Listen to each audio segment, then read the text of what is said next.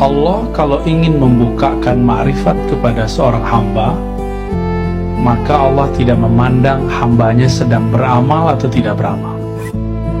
Allah kalau ingin ngangkat orang jadi wali, gak dipandang dia sedang ngapain. Emang dari sononya udah jadi wali.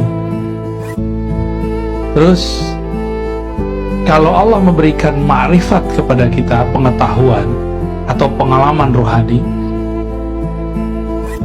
karena pengalaman rohani itu pemberian dari Allah, lalu ada orang merasa ini ada pemberian, lalu dia punya amalan, dia mengira pemberian itu karena amalan dia.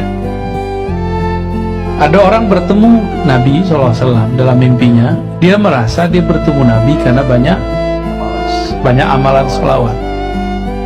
Apa pertanyaan beliau? Ini sebenarnya pertanyaan. Wal a'mal anta muhdiha ilaih. Amalan itu anta, itu sebenarnya a-nya double. Anta muhdiha ilaih. Apakah engkau yang memberikan hadiah kepadanya, atau itu hadiah darinya kepadamu?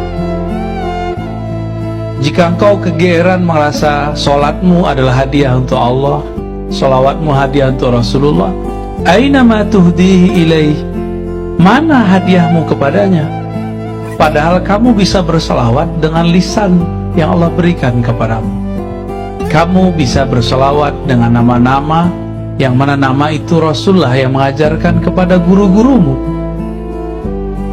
Engkau bisa bangun malam hari karena Allah membangunkanmu. Engkau bangun subuh hari karena Allah mengembalikan nyawamu. Engkau bisa berbagi harta karena harta itu Allah rezekikan kepadamu. Lalu manakah hadiahmu kepada Allah? Apakah pantas engkau mendapatkan atau meminta pahala dari amalanmu? Itu lanjutannya Bang Dik. Pantaskah kita beli surga dengan sholat yang tidak khusyuk itu? Pantaskah kita kemudian merasa saya ketemu Rasulullah karena sholawat saya? Ada kok yang nggak begitu, cuma nonton YouTube langsung ketemu. Ya, ada orang udah bertahun-tahun sholawat nggak ketemu Nabi. Di saat dia wirid nggak ketemu Nabi, lalu dia tertidur dalam wiridnya, baru ketemu Nabi, belum sempat wirid. Allah lagi kasih tahu, kamu diberikan ini bukan karena wiridanmu, tapi wiridmu itu pertanda kamu akan diberikan warid ini. Warid itu adalah pemberian dari Allah, yaitu mimpi. Supaya engkau siap bertemu Rasulullah, maka disiapkan dengan sholawat. Jadi jangan dibalik. Kita ini dapat bertemu Nabi bukan karena sholawat. Allah itu persiapkan dulu si hamba ini biar pantas ketemu Nabi, dia harus sibuk dulu bersolawat supaya dirinya lebur dalam cahaya solawat, baru Rasulullah mendatanginya, baru pantas.